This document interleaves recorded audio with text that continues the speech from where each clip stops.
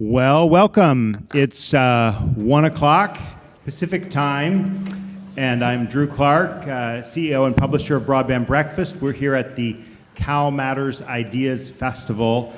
So excited to welcome you back after our lunch for three 45-minute sessions on the continuation of the California Broadband Summit. This panel 2, we're calling it, is California's Pathbreaking Middle Mile program. And in just a moment, I'll introduce our moderator. But I want to, actually, before I do that, remind you to, we will take questions from those inside the room. So feel free to think of them and get the moderator's attention or my attention, and we'll make sure we bring a mic to you to ask questions from the room. And we also want to give a shout out to the sponsors of the California Broadband Summit, our diamond sponsor, AT&T, our gold sponsors, Tirana and Cal Broadband, and our silver sponsor, the California Emerging Technology Fund. This session's going to be on the Middle Mile program, which, as we heard this morning, came from SB 156, earmarked a $6 billion broadband investment to bridge the statewide digital divide, and a key portion of this was this Middle Mile program. But now Governor Gavin Newsom has proposed some cuts in those funds for Middle Mile. We're going to hear how California will adapt. Is the state still positioned to capitalize on its new Middle Mile network? How will the stakeholders navigate a new pathway? And we are ably led by Trish Kelly, the managing director of Valley Vision, which is a regional nonprofit civic leadership organization serving the Sacramento Capital Region. And Trish leads Valley Vision's broadband initiatives, including management of the Capital Area Broadband Consortium, the Capital Region Coalition for Digital Inclusion, and local government capacity building. Please join me in welcoming Trish Kelly and this panel this afternoon. Thank you so much, Drew, and welcome everybody. We're really excited to have this continuation of this discussion, and also really excited to have the focus on this critical issue for us. As you all know, this has been an ongoing discussion and investment and initiative, as was emphasized this morning. But now we're in it, and so it's really important that we keep talking about how the implementation is going, what are our challenges and opportunities. And for us in the Capital Region, our consortium, the Connected Capital Area Broadband Consortium, is funded by the CPUC. It's one of the statewide network of consortia. So our mission is to help reach our unserved and underserved households and really just foster the overall connectivity, working with both our communities and our providers, as well as our partners and anchor institutions. So I'm delighted today to be able to facilitate this conversation, and I'd like to introduce first Mark Monroe. All right, thank you very much. Can you hear me all right? So Mark Monroe, I'm the Deputy Director for the Middle Mile Broadband Initiative at CDT. I'm always excited to talk about our project. Kind of just going back to SB 156, we've heard mentioned, it was following, certainly after the pandemic, I think, the administration was looking for solutions for how do we get broadband out to everyone? How do we, what steps could be taken? And so a lot of things were being considered, and where we landed on was to come up with, to kind of break out the middle mile need from the last mile need. As everybody understands, last mile is where you get your internet. But trying to create a freeway to work along to get the network out to the communities that really needed it. And so the concept initially was, just a little background for me. We're going to be talking about budgets here in a bit. I come from 20 plus years in the Department of Finance, and so I'm kind of working in a range of policy areas. They included transportation, So the concept initially was, let's look at what's the state's middle mile need? Like, what would it take to follow the state's highway network? Nothing necessarily magic about following the highway network, other than that it is a route that the state owns, and we have Caltrans, and Caltrans could build. And so, kind of fast forward, we did SB 156. And it assigned some roles that I'll go through briefly, but there's been some subsequent movement of budget funding. We currently have about $3.87 billion. That's still about two-thirds the federal ARPA funding. But we have, $3.873 billion total. So when we talk about our budget for the statewide network, that's the amount that we're talking about. SB 156 directed CDT to work with the Public Utilities Commission to identify where those unserved and underserved communities were. This eventually, by the end of 2021, the Public Utilities Commission had put together a map. We worked with Golden State Net, our third-party administrator, to make sure that we were developing a network that was actually operational. And so about 2 years ago, we came out with a 10,000-plus mile map that was intended to reach all of the unserved communities that were identified. PUC went through a robust public process, a public proceeding to be able to get feedback and to decide where the network needed to go. And so since that time, we've been working, doing a lot of things at the same time. We heard discussions about permitting. We went to work on both the state and federal permitting level to try to streamline this. And some of the initial conversations were, well, how big is the project? How many projects are we talking about? And my theme is, it's one project and it's 10,000 miles. So you need to be ready to digest the project, according to that scope. So we've been able to reduce the permitting time, but from what I think Caltrans had originally estimated to be about 4 years to about 2 years. And so what we're going to be seeing throughout this year is kind of rolling out that pre-construction. Again, because of that, a lot of it's due to that permit streamlining and the fact that Caltrans has done some of this kind of work before. But some of the other things that we did at the same time, we went out to bid for construction to find out how much that construction would cost, would actually cost. Then we went out at the same time for bids on other partnerships. And we've now got secured about more than 6,500 miles of the partnerships with industry to help develop this network. Let's see, and so that's kind of where we get to today. So in doing all of that assessment and doing all of that work at the same time, last year we understood we needed another $1.5 billion to get to all of the places that we wanted to go. And so when it comes to what's in the budget now, we have, in January, last year the governor had said we want to be able to fund the whole project. And so in January, he was able to put $1.5 billion to get to all of the communities. But as we're all aware of the budget challenges, that $1.5 billion had to be taken out. I think there was a question earlier, does that come out of the base funding? So when I talk about the $3.8 billion, we still have that. This was on top of that.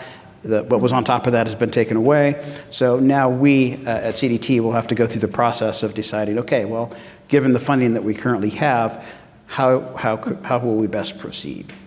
So is that a reasonable summary of 3 years? I know that you have to condense a lot and give us a good context and overview, so thank you, Mark, and we'll get into the details as we get into our conversation. But now I'd like to introduce my good friend Barbara Hayes, who led economic development in the region before she went to RCRC.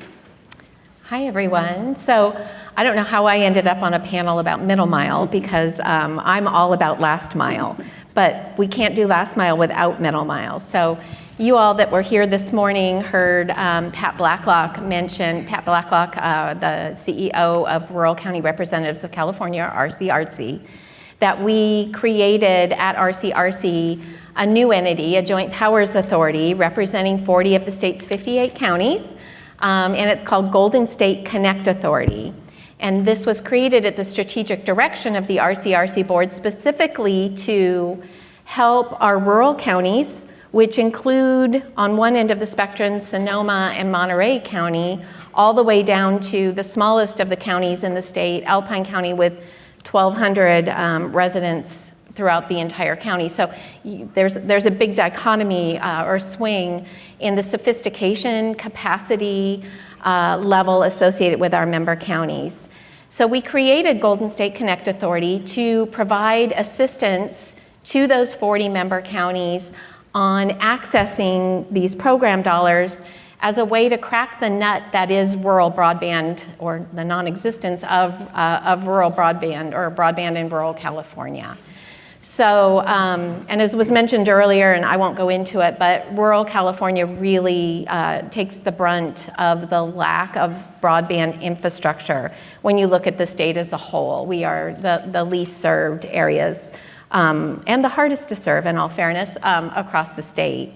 So with the creation of Golden State Connect Authority, we went to work right away in helping our member counties access those local agency technical assistance grants that Rob Osborne from the CPUC mentioned earlier. It was one of the 4 programs created under SB 156. And Golden State Connect Authority is managing 39 of those grants, representing 32 of our member counties and 7 cities therein.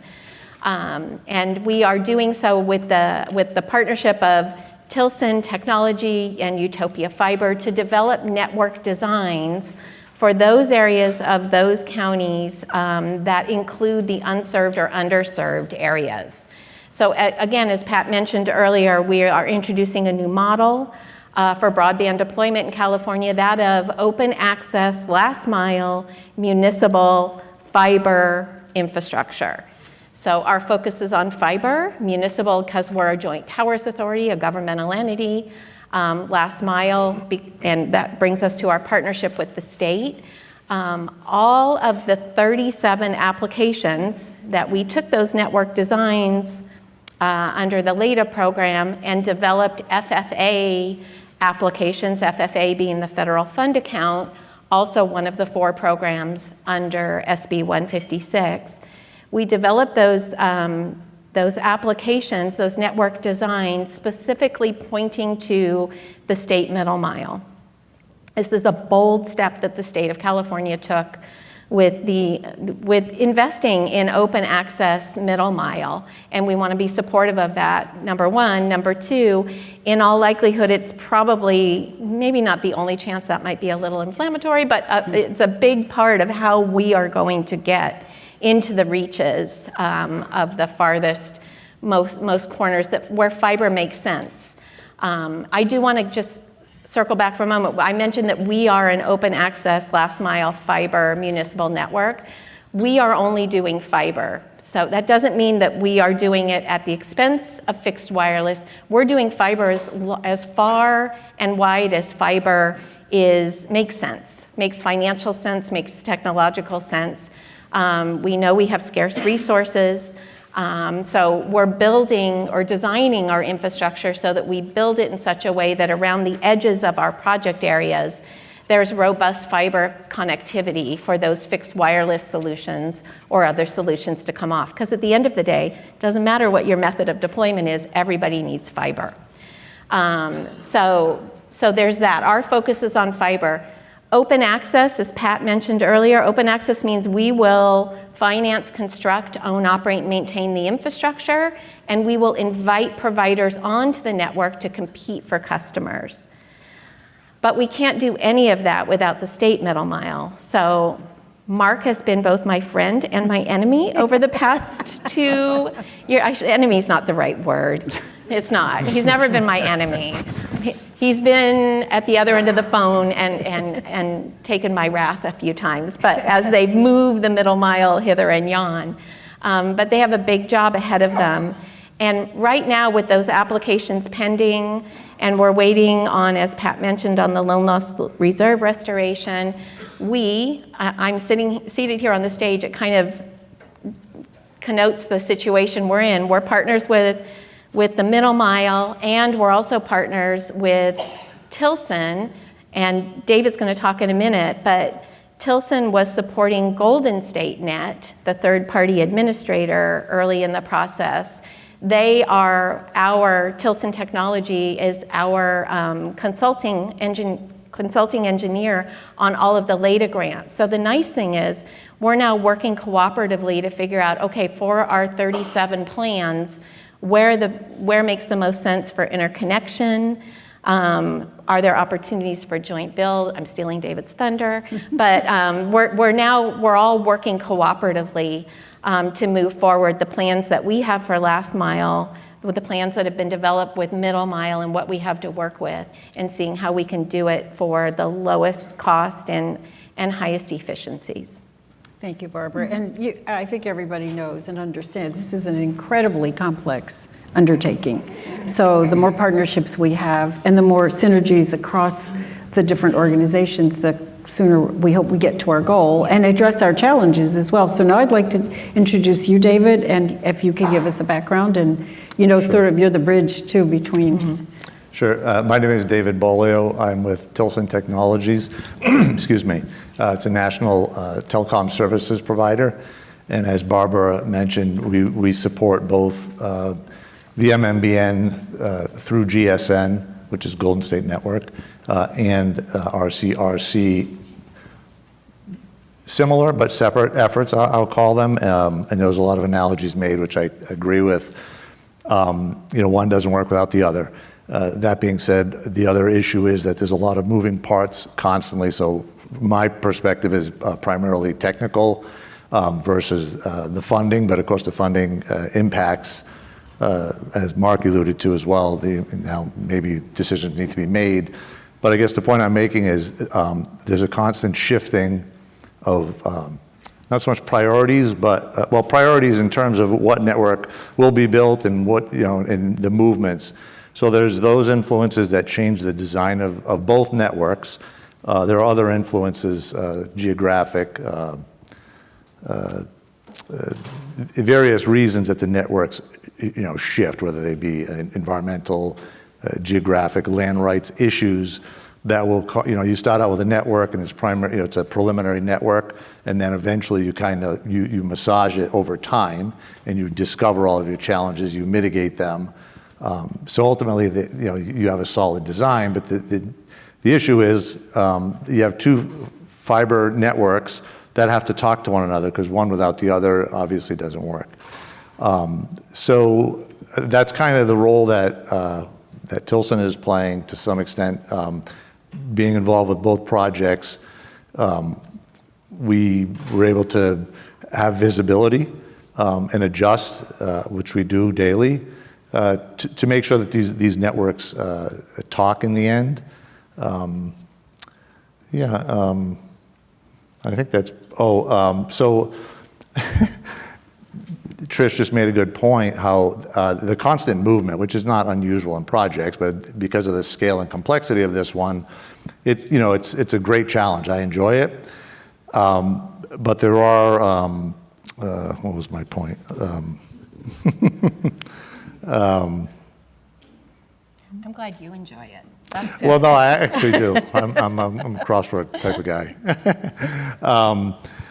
It'll come back to me. Okay. But Well, I think, David, what you're making the point, all of you actually, is the need to connect all of the plannings and then you get into the engineering, the design, and then the build, right? So, Mark, from your standpoint, if you could give us just a quick update on where you think deployment is. I know in our region, we've had our jurisdictions beginning to come and tell us that there's an opportunity to locate the fiber huts, for instance, which is the beginning of the deployment for the middle mile. So we're really excited about that. We're telling our jurisdictions we need to get information to you, and they're coming through the applications too, the funding applications, but what are our priorities?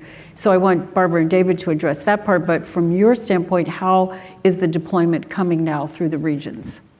Well, I think at this point we have CDT has worked with Caltrans. So I'll kind of speak in two buckets. There's what Caltrans is building currently, based on the 10,000 mile network. That'd be approximately 4,000 miles. So Caltrans is doing their pre-construction. This is their permitting. This is their design work. This is all the things that normally would take 4 years, and they're trying to get done in 2, and that they are going to be rolling out this year. So I think of that, roughly 160 miles has been started around the state in various locations. So that's 160 miles that's already under construction. And then the other bucket are, you heard me mention the 6,500 miles of partnerships. Mm-hmm. And so we've got several hundred miles under construction there as well. Partnerships are a little, when we talk about Caltrans, we're talking about we've got a road, but we don't have any of the infrastructure there, right? We have to dig the ditch, we have to put in the conduit, the fiber, the vaults, the huts. We have to put it all together.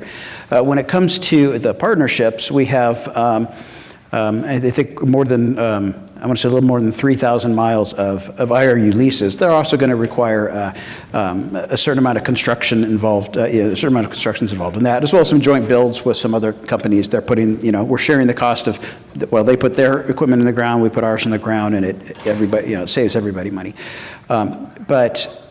We have several hundred miles under construction there. I'm going to use this opportunity. I've got Shannon. He's our project delivery manager. So he's our numbers guy. He's, when things go from my paper or computer screen to actually being in the ground, it's because of Shannon and his team. And anybody who wants to know how to connect, he's the guy to talk to. Yeah, so we've got several hundred miles that those partners are working on as well. We are in construction. We're moving from, from the design and all the planning work that we've done to actually being in construction across the state. And, the private partners, just like Caltrans, they have permitting issues, they have design issues, right? It's not like I can just sign a contract and they're in the ground tomorrow. And I think everybody here understands that probably very well. Thank you, Mark. So Barbara and then David, this emphasis on making sure that we optimize where the middle mile is going to meet our project priorities. Can you talk about that, even when, like your local area planning grants, how you tried to sync that process up? Yeah, so as I mentioned, with our LADA grants, for each of those that we're managing, we designed it, or Tilson designed it to really, to point to that state middle mile, again, in support of this initiative. So all of the 37 applications that we submitted for FFA, all but one, and it's Nevada County, all but one are pointed to and supporting the state open access middle mile. The reason Nevada is out is because here's where he's not my foe, but he's my frenemy, is that in Nevada County, that middle mile kept moving and moving, and that was, the backdrop for that was the final filing deadline for FFA applications. And at one point, about 3 weeks before the FFA applications were done, the head of general services with whom I was working in Nevada County pulled the plug and said, nope, we're going with a known rather than an unknown. So we had to connect to an existing private sector middle mile and abandon that design plan to go with the state middle mile connectivity. But in all other cases, we've been on this wild ride with CDT, the Department of Technology, as they sign leases and then publish the maps, and the map swings the connection point off of Highway 101 over to a railroad trestle that, this is one of the phone calls Mark and I had, that's on the other side of a river, and now I got to deal with a railroad, potentially. So, by the way, Mark told me not to worry about it. She's holding you. Those weren't his really exact up. words, but I know that's what he wanted to say. Anyway, so that was during the actual application process. It was a very dynamic process, and my project manager from Tilson is in the room, and she will, if Elena's not nodding her head now, she will never nod her head. So it was dynamic. It was constantly changing. Once those applications were filed, though, it was locked in, and as you know, the state continued to issue their RFI last fall, RFI squared last fall, and again this spring. So we're at the point where I've just kind of given up really worrying too much about it, because it'll be what it'll be, and we'll figure it out. To David's point, it's we'll figure it out when we know what the final situation is. But at this point, I will say that working with the team at Golden State Net, with Tilson, with the middle mile folks, it's going to take a village to get this done. And thankfully, we are all kind of working together in that endeavor. And as I mentioned previously, we're looking now at opportunities, assuming that we're going to get our FFA application awards, or our applications awarded. We're looking at opportunities for joint builds. We're looking at opportunities where the huts, Trish, that you mentioned, perhaps a hut can be located on county-owned real estate and save the state some money and make it possible for the county to get lightning fast access. There are win-wins that we're exploring along the way. So all of these issues are kind of what I was referring to collectively as things change constantly. I mean, it's normal, but in this industry, and particularly a project at this scale, there'll be many changes to come, and we'll just deal with them the way we have. Everybody, you know, all the organizations work really, really well together. And but this does remind me of what I forgot the first time. Okay. So the analogy would be kind of like a mid-air refueling in a sense, where you have two very complex things, you know, in parallel, but at some point they do have to connect. And granted, they're constantly moving, which the projects are both moving in their own trajectory. That's kind of the way I see it. So, you know, I think we have, you know, two highly skilled pilots, if you will, and yeah. So I think in terms of progress, it's as good as I think it's going well. Maybe because I've been in this industry a very long time, so it's normal. But yeah, I'm optimistic. And if I could add, I mean, one of the, you know, I think we talk about the federal deadline, right? And we have it, and the Public Utilities Commission has it for their FFA grants, right? That trying to do a 10,000-mile project in a few years, like this, that's aggressive. And I can say, as somebody was, you know, the time when Scott Adams and I were the team, there's not a lot of people that expected us to be where we're at right now.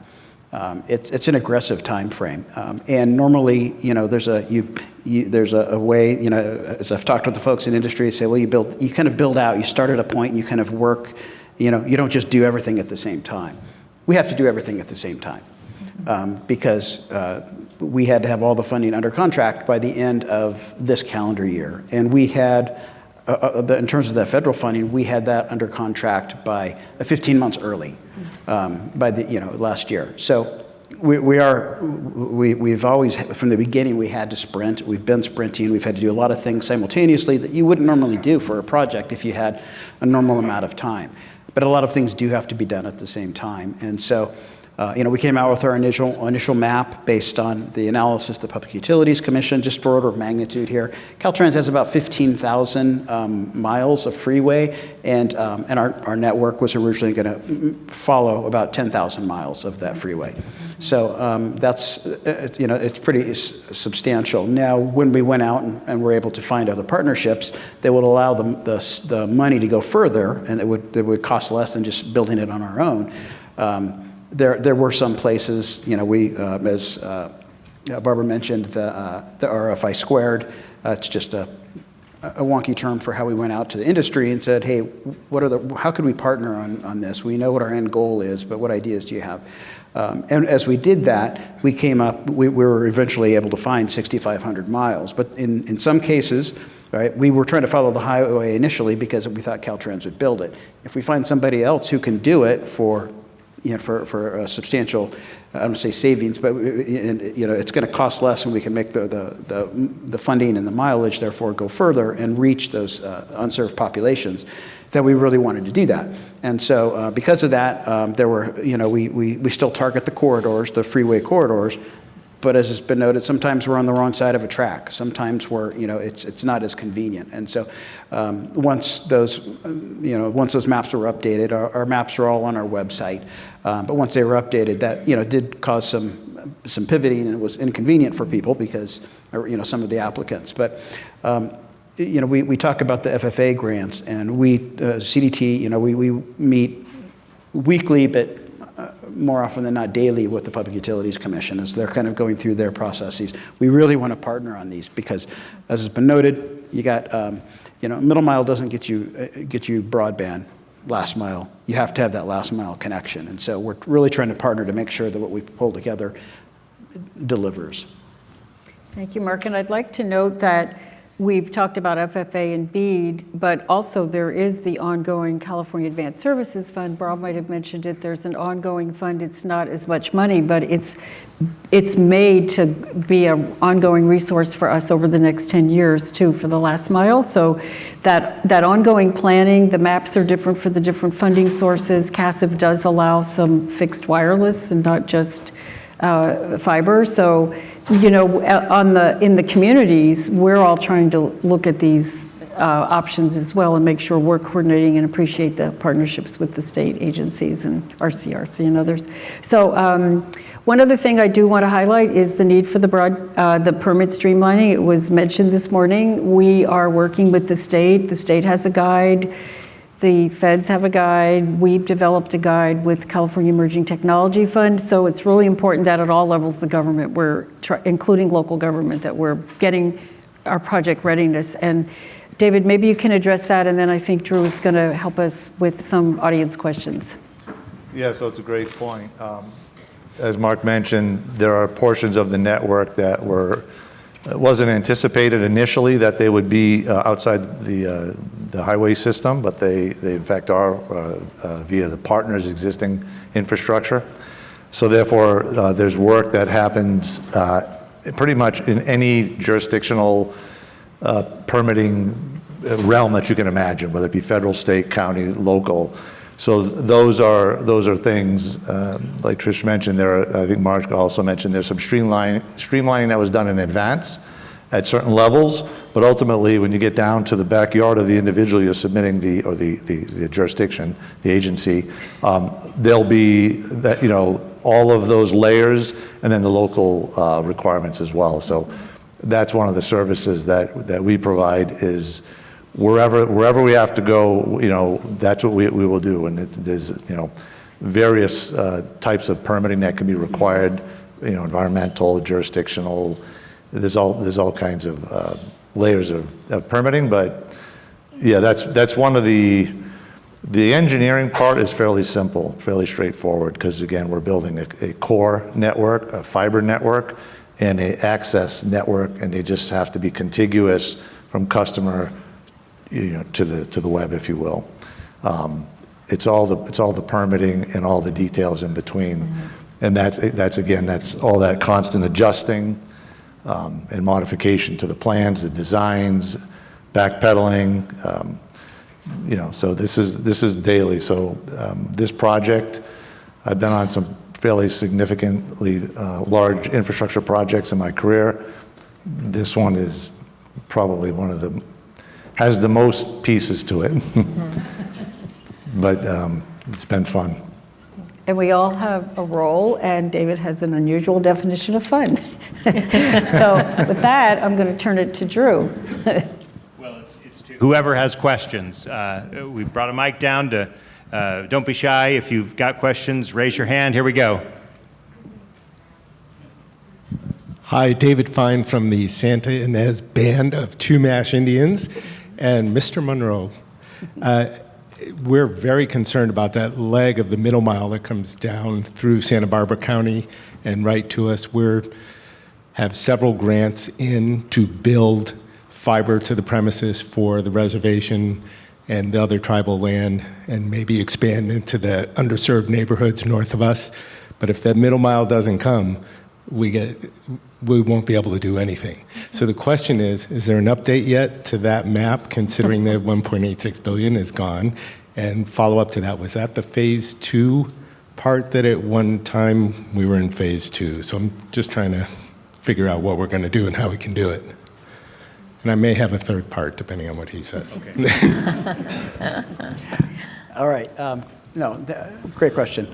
So let's see. You mentioned the phased approach. It was something that we had originally come up with a year ago to trying to use the information we had to get within 5 miles of most of the unserved communities. We have backed away from that, and what we're in terms of the funding challenge now that we're experiencing with the budget. We are, I would argue that's really our highest priority in terms of when you talk about the FFA grants. And so, obviously we want to be able to reach all of the unserved throughout the state. But of the almost 500 FFA grants that were submitted, I think 107 have indicated that their intent to tie to the middle mile broadband project, to CDT's project. So in terms of those projects, if those projects are planning on tying to the middle mile, we are working with the Public Utilities Commission as we start to think about, okay, well, given less funding, how do we best approach this? But that's going to be one of our key priorities, is that we know that there are 107 applications, and again, I mean, those are applications, but there are 107 of them that have said that they tie to the network, and so that would really be, that's one of my highest priorities, is to be able to reach those locations. Great. Another questioner back here, so.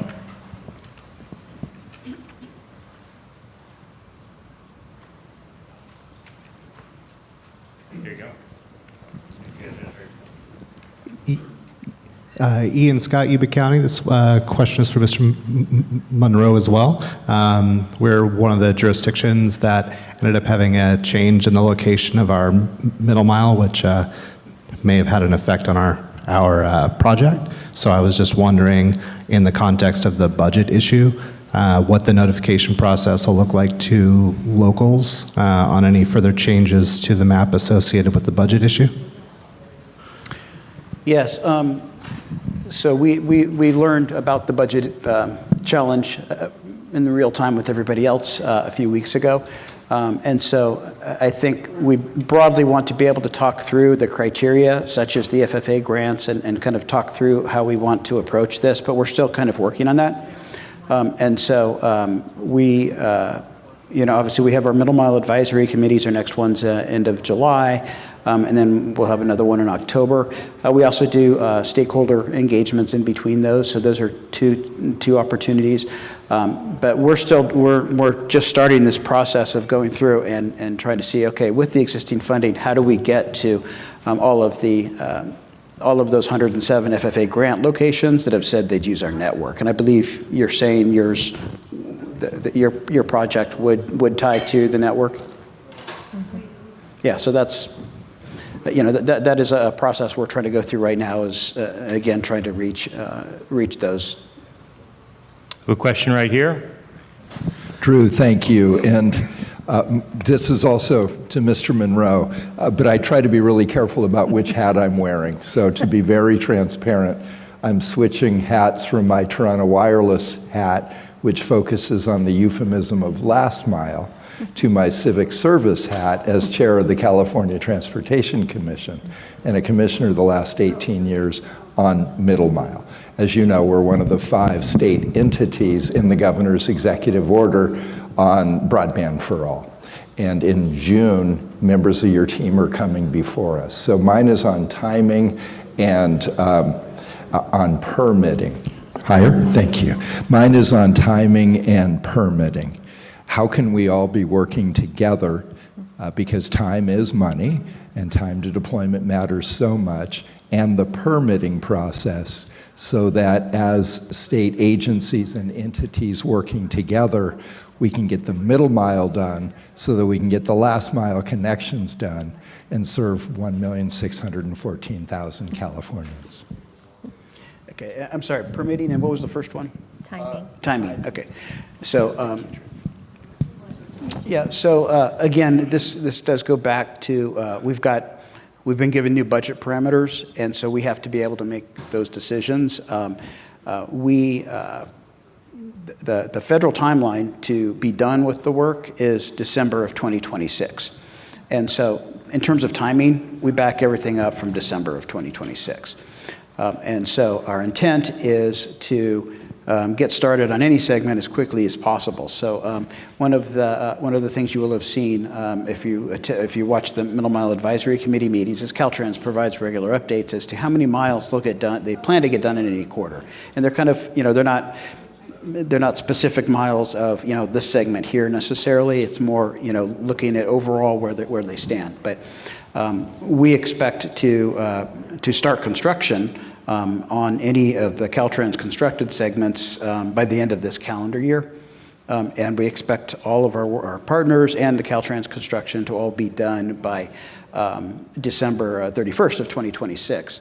What I'll also say is that because of some of the partnerships we have, some of the leases where they're still pulling fiber for us, but they're gonna actually be ready to provide service We expect some service to be ready in the latter half of next year. Again, more than a year ahead of schedule for some of those projects, right? Because they already have a lot of the infrastructure, most of the infrastructure in the ground, and we're just adding to it. So in terms of timing, does that kind of help a bit? And then in terms of the permitting, the SB 156 kind of provided for some permit streamlining for the state. And so the state we are where we're at right now with Caltrans and with being able to move the project forward because a lot of that, because of some of the CEQA improvements that were included there. And again, because of the broad programmatic effort that we started back in early 2022 to really get those permits moving forward. I think my understanding is that the state level is more, it presents different challenges, we'll say, than perhaps the local level. But I know that, Scott Adams was here earlier from the Office of Broadband and Digital Literacy, and I think they had partnered with GoBiz to put together a permitting playbook. I think Scott might have referenced earlier. And I think those are the key things for any of the components that are off of the state highway system. But we're still going to need, when we talk about a lot of the construction that has to happen on, even by our partners, right? If Caltrans isn't building it, if it's following on Caltrans right away, there's still permitting help that we will need from Caltrans for our partners to be able to build. Yeah.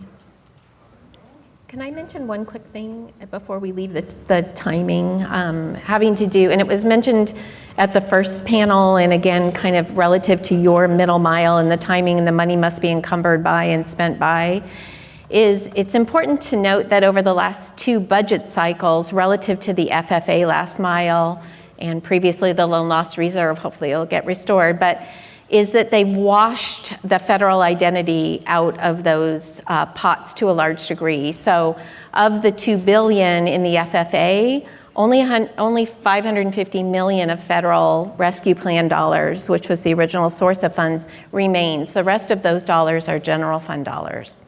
And then loan loss reserve, well, it also was washed, so it was general fund dollars. So in terms of the deadlines, I think, of course, everybody would like to still stick with those deadlines and hurry up and get the work done, because ultimately it's about connections. But for FFA, it's important to know that the majority of those dollars are no longer federal dollars.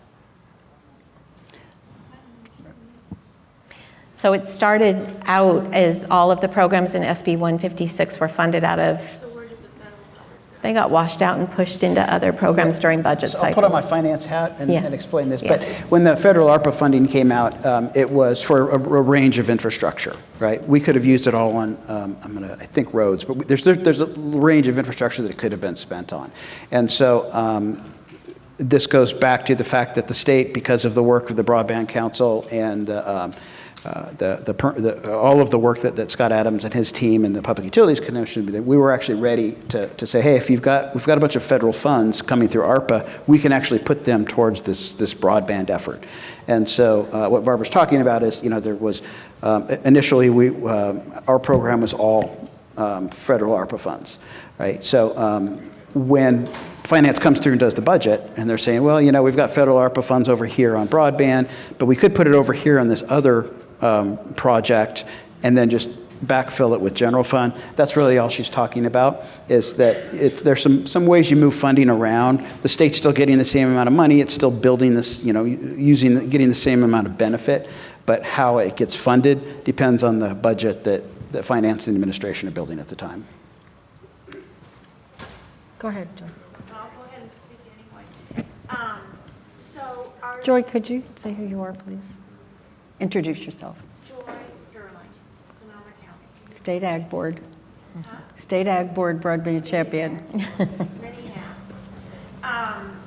So at this point, is there any section of the middle mile that is on the chopping block? Can you repeat the question? Yeah, okay, so she's asking if at this point are there any sections of the middle mile that are on the chopping block? And so I will say none have been identified, but we identified that we need $1.5 billion more to get to the full 10,000.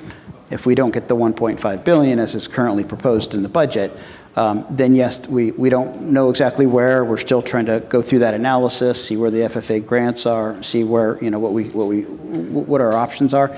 But yes, there's going to, presumably we're not going to be able to reach all 10,000 miles without the additional funding. And is there a way that that decision can be made so it doesn't all fall on the shoulders of rural areas? Joy asked if it could be done so it doesn't all fall on the shoulder of rural. And I'll say, as kind of closing, thank you, Joy, for the questions, and everybody. We all have to keep advocating for the investments in this critical infrastructure. And the next panel is going to talk about the cost to build.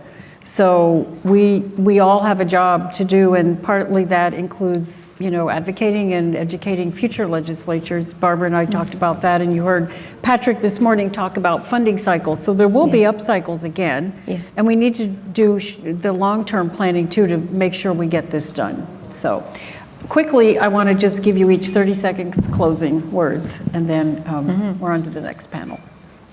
All right.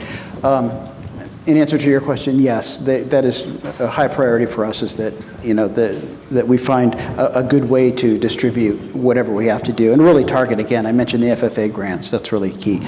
I actually want to introduce Ben Polsky. He's our business manager. When it comes to connecting to our network, on the business side, and certainly any services you even think you might be interested in, please talk with Ben. Hong here, I believe, is joining him. So that's one thing I would want to do. And then in terms of the mechanical side, I would like to point you to Shannon. But no, we really appreciate the opportunity to come here and be able to talk about the project. It's, we just want people to understand that, a lot of, we had to do a lot early on to get to where we're at, and we're in a really good place. But we now have some tough decisions ahead of us. Mm-hmm. Thank you, Barbara. I would just kind of double down on what Mark said, in the sense that we all were, heralded July of 2020 when SB 156 passed as an historic moment in California relative to broadband infrastructure. I would argue that right now, today, as we sit here, we're sitting at the same spot, in the sense that the state has made this huge investment in middle mile, and we're sitting on the precipice of a budget where they're actually redlining broadband investment out. And I know there are a lot of priorities, but this is truly an investment in the state's future, and it's important. So I would just say, yes, there are hard decisions to be made. I'm not an elected official, and there's a reason for that, but we need to keep on our elected officials and make sure that they know how important this is. And my constituency is rural California. It's so important to rural California, but other areas as well. Thank you, Barbara. I will comment also regarding your question as to the potential that some portion of the network may be higher priority than others. To some extent, it's in addition to budget, obviously, the structure of the network itself. There's a core network, which is the middle mile, but even within the core network, there's a core ring, if you will, and then there's subtending rings.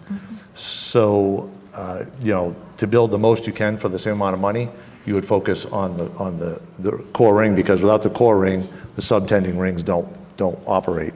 So I guess all I'm getting at is it's not a purely financial or otherwise decision. It takes a lot of things into account, one of which is the technical parameters and limitations. Thank you so much, and please thank our panelists. Okay. Thank you so much, Trish, for leading that discussion. And we'll go ahead and invite our panelists to exit the stage. While they do so, I'm just going to say a word or two about our third panel that's coming up.